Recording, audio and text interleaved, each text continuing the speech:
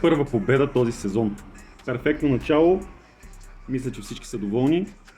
Малко очаквано беше да спечелим толкова лесно този матч, но все пак Торино са удобен съперник за нас и това, което ни изненада всъщност в вчерашния матч, беше това, че имахме само един нов в стартовите 11, а именно Сучич, който за сметка пък на това направи много добър матч, много добро представяне, поне по мое мнение. И какво наблюдаваме? Наблюдаваме, че имаме отбор, с който да държим нивото от предишните сезони, но за съжаление не смятам, че можем да надграждаме с този отбор. Не бяха привлечени класни попълнения, достатъчно класни попълнения и може би ще страдаме за това. Но все пак нека да се радваме на тази хубава победа от първия кръг срещу Торино. Днес ще ви представя моите оценки за играчите в този матч. Ще изкоментирам попаденията и цялостното представяне на отбора. През първото полувреме мисля, че си решихме матча рано. Невероятен Бастони, отличен Сучич, отпред нападателите просто без коментар, за Зомер нямаше много работа. През второто полувреме се повториха тези събития. Нека да изкоментираме първия гол. Перфектно центриране на Барела, сбърка няколко паса в центъра на терена, но центрирането беше феноменално. Просто трябваше някой да си сложи главата на пътя на тази топка и да отклони към вратата, за да влезе. Много хубаво центриране. Бастони с пореден отличен матч за Интер и общо взето при първия гол мисля, че няма какво повече да се каже, освен прецизността на Бастони и отличното подаване на Барела. Оттам нататък нещата като че ли тръгнаха. Сучич, искам да отбележим специално представянето на Сучич и асистенцията му при втория гол на Маркъс Тюрам. Отлично подаване, ако се загледате при подаването му, просто той дори не погледна къде е Тюрам. Усети го, че тръгва, виждаме разбирателство между тях, нямаше поглед към Тюрам. Пазва в чешка уличка, както казват, и там Тюрам с класа мисля, че приключи матча. При 2-0 Торино се бяха предали, гости на Джузепе Меаца. Все пак трябваше да има и в крайна сметка една победа тази седмица да види Джузепе Меаца, тъй като другия отбор не успя дори не успя точка да спечели на Меаца, другия отбор от Милано. При третия гол, какво да кажем, Лаутаро за пореден път издебна грешката в защитата на противника.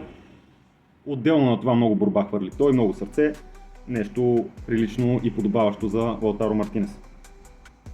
След това последва отново Маркъс Тюрам с неговите, така да кажем, силни минути през втората част, където извиси се там за една топка при 4-0, много хубав гол, но какво да кажем за центрирането на Бастони, просто беше феноменално.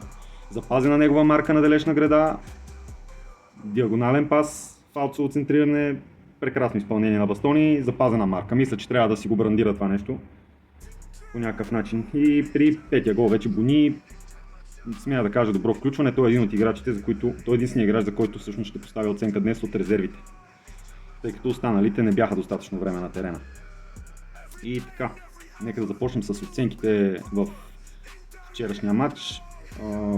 Зомер, мисля, че седмица му подхожда, тъй като не че се е справил зле, не че е направил кой знае какви грешки или нещо такова, просто нямаше работа за него. Нямаше работа и затова и оценката му не е отлична.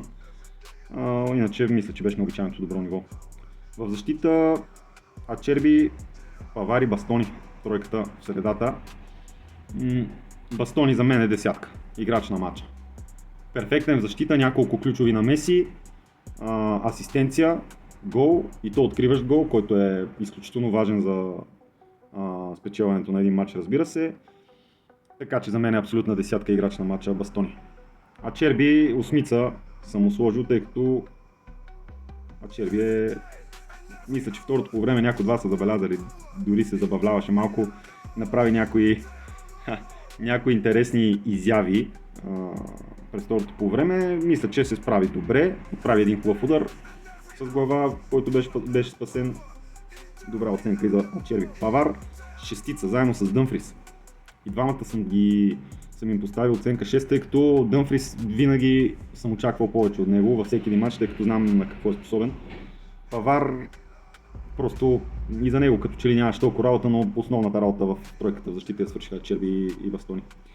Отляво Ди Марко много силно първо по време, поне според мен доста скорост показа, изключително маневрен, постоянно напред-назад, нещата, които са ключови за един халфбек, разбира се. В средата на терена Михтарян, абсолютна дупка, поне според мен. Този матч първото по време не съществуваше, през второто имаше един удар, който беше, бих казал, че някой от защитниците по-хубав удар ще да отправи при това излизане сам срещу вратаря, но оценка 4 поне за мен. Просто нищо не показа, вече и на години, харесвам го като играч, но просто се надявам Чалханогlu да си го смени за втория кръг. Барела, осмица, заедно с Сучич. И двамата се справиха блестящо. За мен дори Сучич по-добре от Барела. Барела виждаме мотора на този отбор, просто без него е много трудно. Сучич като за първи матч брилянтен. Дори публиката много често го подкрепяше в неговите изяви след първите 2-3 докосвания, 4, в които се видя, че този човек е футболист. Просто публиката започна да го подкрепя неистово. И отпред Тюрам и Лаутаро. Лаути, типичната борба, типичното хвърляне и себераздаване, така си спечели и гола, така спечели няколко топки в предни позиции, девятка. Хубав гол, много борба отпред, прекрасен.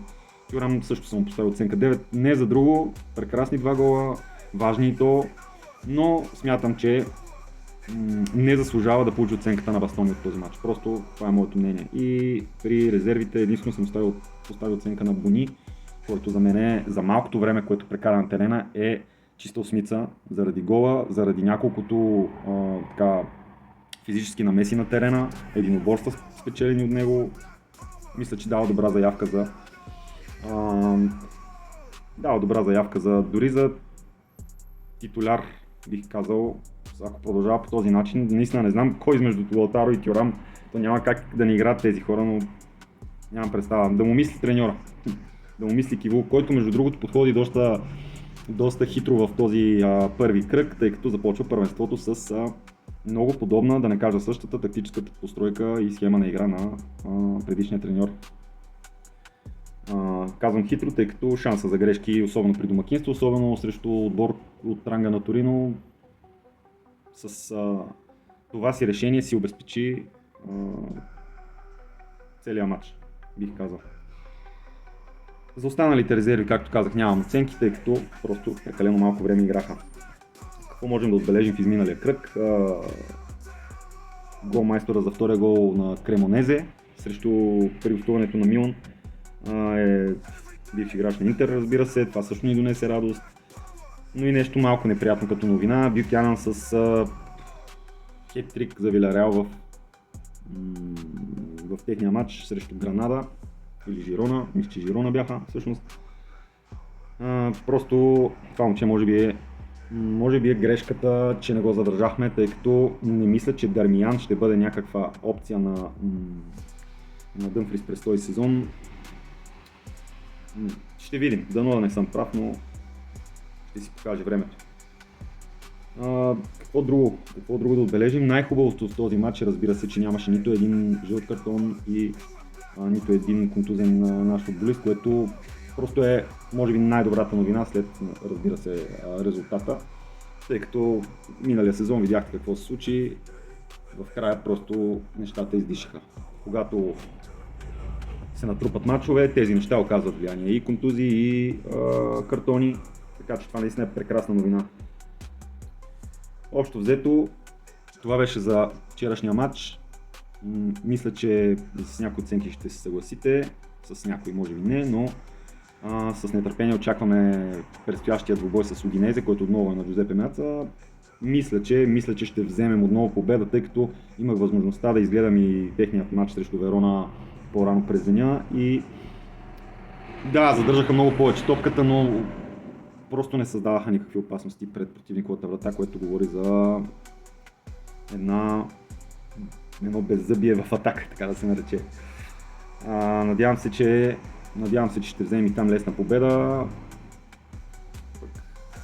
Все пак най-важното е, разбира се, Да са здрави всички, тъй като ни предстои дълъг сезон. Успех в следващия матч. Благодаря за тази победа, за тази тренировъчна игра от снощи. Важното е да вземем отново 3 точки в неделя.